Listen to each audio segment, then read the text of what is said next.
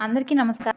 ఈరోజు మన వీడియోలో మనం తెలుసుకోబోతున్నటువంటి వివరణ ఏమిటి అంటే శ్రీకృష్ణుడు ఈ స్త్రీతో ఎందుకు యుద్ధం చేయలేక ఓడిపోవాల్సి వచ్చింది అనే విషయం గురించి తెలుసుకుందాం.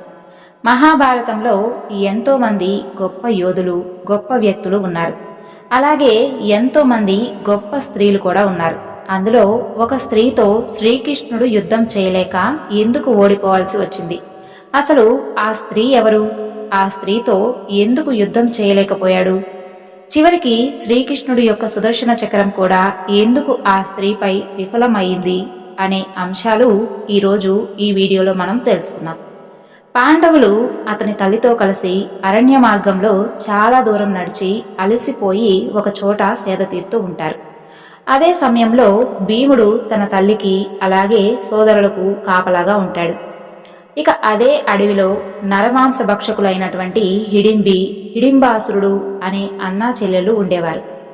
అక్కడ నరమాంసం తీసుకుని రమ్మని తన అన్న అయినటువంటి హిడింబాసురుడు హిడింబిని పంపిస్తాడు. అలా నరమాంసం కోసం వెళుతున్నటువంటి హిడింబికి పాండవులు నిద్రపోతూ కనిపిస్తారు. ఇక నిద్రపోతున్నటువంటి పాండవుల వద్దకు వెళ్లి కాపలాగా ఉన్నటువంటి భీముడిని చూస్తుంది హిడింబి. భీముడు చాలా బలంగా, దృఢంగా, భీకరంగా ఉన్నవాడు. భీముణ్ణి చూసి హిడింబి ముగ్ధురాలవుతుంది. వెంటనే తన యొక్క రూపాన్ని ఒక అందమైనటువంటి స్త్రీగా మార్చుకుంటుంది. హిడింబి ఒక రాక్షసి అయినప్పటికీ తన రూపాన్ని తనకు నచ్చిన విధంగా మార్చుకునేటటువంటి శక్తి ఆమెకు ఉంటుంది. అందువలన హిడింబి తన రూపాన్ని ఒక అందమైనటువంటి స్త్రీగా మార్చుకొని భీముని వద్దకు వెళ్తుంది. తన ఇష్టాన్ని చెబుతుంది. కానీ భీముడు మాత్రం ఆమెను వివాహం చేసుకోవడానికి అంగీకరించడు. ఇక హిడింబి తన యొక్క అందమైనటువంటి శరీరం నుండి రాక్షస రూపంలోకి వచ్చి తన సోదరుడు హిడింబాసురుడు అని, మేము నరమాంస భక్షకులము, మా వలన మీకు అపాయం వస్తుంది అని హెచ్చరిస్తుంది. నన్ను కనుక వివాహం చేసుకుంటే నీకు తప్పకుండా మా సోదరుడి నుండి నిన్ను రక్షిస్తాను అని భీముడితో చెప్తుంది. అందుకు కూడా భీముడు వివాహానికి అంగీకరించాడు. ఇక అదే సమయంలో హిడింబాసురుడు అక్కడికి వచ్చి కోపంతో తన సోదరుని కూడా చంపేయాలి అని అనుకుంటాడు. అప్పుడు భీముడు హిడింబాసురుడితో యుద్ధం చేసి ఆ రాక్షసుడిని చంపి హిడింబిని కాపాడతాడు. హిడింబిని కాపాడాడు కాబట్టి ఆ యొక్క ఆలోచనతో భీముడిపై ఇంకా ఇష్టం పెరిగి పాండవుల తల్లి అయినటువంటి కుంతి వద్దకు వెళ్లి భీముడిపై తనకు ఉన్నటువంటి ఇష్టం గురించి చెప్తుంది హిడింబి. ఇక వివాహానికి ఒప్పించమని ఎంతగానో అడుగుతుంది. అప్పుడు కుంతీదేవి భీముడితో మాట్లాడి ఇద్దరికీ కూడా వివాహం జరిపిస్తుంది. వారిరువురికి ఒక కుమారుడు కూడా జన్మిస్తాడు. అతనే ఘటోత్కచుడు. ఘటోత్కచుడు తన యొక్క తండ్రిలా బలమైన వాడు, అలాగే తల్లి దగ్గర అన్ని రాక్షస విద్యలు నేర్చుకున్నటువంటి మహా గొప్ప బలవంతుడు. ఆ తర్వాత పాండవులు ఆ అడవి నుండి బయలుదేరుతూ హిడింబిని తనతో రమ్మని అని అడగగా హిడింబి తన కుమారునితో కలిసి ఆ అరణ్యంలోనే ఉంటాను అని చెబుతుంది. ఆ తర్వాత పాండవులు ఏ సమయంలో అయినా సరే ఘటోత్కచుడిని తలుచుకోగానే వెంటనే ప్రత్యక్షం అయ్యేవాడు. ధర్మరాజు ఇంద్రప్రస్థానమును పాలిస్తూ ఉన్నటువంటి సమయంలో ఘటోత్కచుడిని రమ్మని ఆహ్వానం పంపిస్తాడు. వెంటనే ఇంద్రప్రస్థానమునకు వచ్చి అందరికీ కూడా నమస్కరిస్తాడు. ఆ సమయంలో శ్రీకృష్ణుడు కూడా అక్కడే ఉంటాడు. అప్పుడు శ్రీకృష్ణుణ్ణి ఘటోత్కచుడికి పరిచయం చేసి వివాహం కొరకు ఎవరినైనా ఒక మంచి స్త్రీని చూడమని ధర్మరాజు శ్రీకృష్ణుని కోరతాడు. అప్పుడు శ్రీకృష్ణుడు ఘటోత్కచుడికి సరిపోయేటటువంటి స్త్రీ ఉంది అని అంటూ ధర్మరాజుకు ఆ స్త్రీ గురించి వివరిస్తాడు. కామాక్ష అరణ్యంలో నరజాతులతో ఉండేటటువంటి ఒక స్త్రీ, ఆమె పేరే అహిలావతి. పురాణాల ప్రకారం ఆమె పూర్వజన్మలో ఒక గొప్ప నాగకన్య. తండ్రి నాగలోకానికి అధిపతి అయినటువంటి వాసుకి. అహిలావతి గొప్ప శివభక్తురాలు, అలాగే కైలాసంలో మంచి సేవకురాలు కూడాను. కైలాసంలో ఉండే పరమేశ్వరుణ్ణి ఆరాధిస్తూ ఉండేది. రోజు కూడా పార్వతీ పరమేశ్వరుల పూజలకు అన్నీ సమకూరుస్తూ ఉండేది.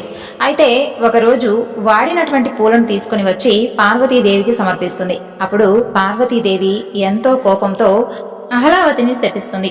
నీవు రాక్షస జాతిలో జన్మించి రాక్షస రాజ్యంలో పెరిగి ఒక భయంకరమైనటువంటి రాక్షస రాజును వివాహం చేసుకుని అనేక రకమైనటువంటి బాధలు పడతావు అని అహిలావతిని శపిస్తుంది.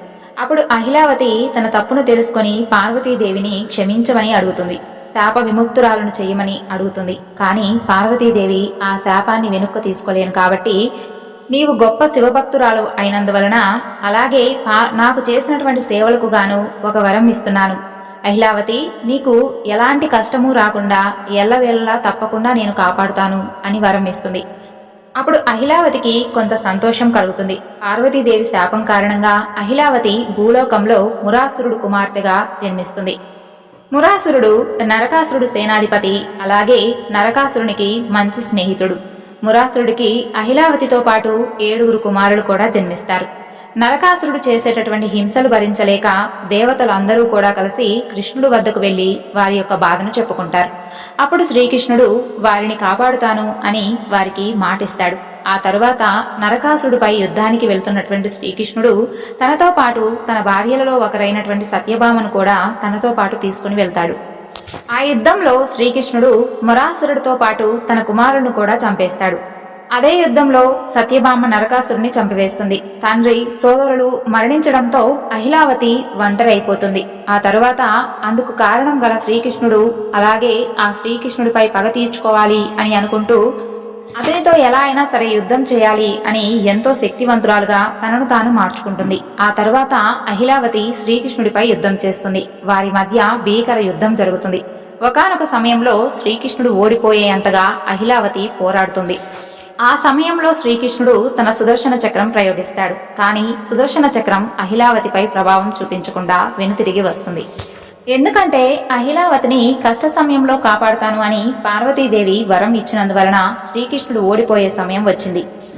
ఆ వరం గురించి గ్రహించిన కృష్ణుడు పార్వతీదేవి ఇచ్చిన వరం అలాగే అహిలావతి గతం గురించి చెప్పి శాంతింపజేస్తాడు. ఆ తరువాత అహిలావతి పార్వతీదేవి రూపమైనటువంటి కామాక్షాదేవిని పూజిస్తూ ఆ అడవులలో జీవిస్తూ ఉండేది. అహిలావతి గురించి అన్ని విషయాలు ధర్మరాజుకు చెప్పి ఘటోత్కచుడికి సరైనటువంటి వధువు అని ఇద్దరికీ కూడా వివాహం జరిపిస్తాడు. ఆ తరువాత అహిలావతి శాప విముక్తురాలు అయిపోయిన తర్వాత కైలాసానికి చేరి పార్వతీ పరమేశ్వరులకు సేవలు చేయసాగింది. ఈ వివరణ మీ అందరికీ కూడా ఆసక్తికరంగా అనిపించింది అని అనుకుంటున్నాను. మరొక చక్కని ఆసక్తికరమైనటువంటి విషయాలను మీ ముందుకు తప్పకుండా తీసుకొస్తాను.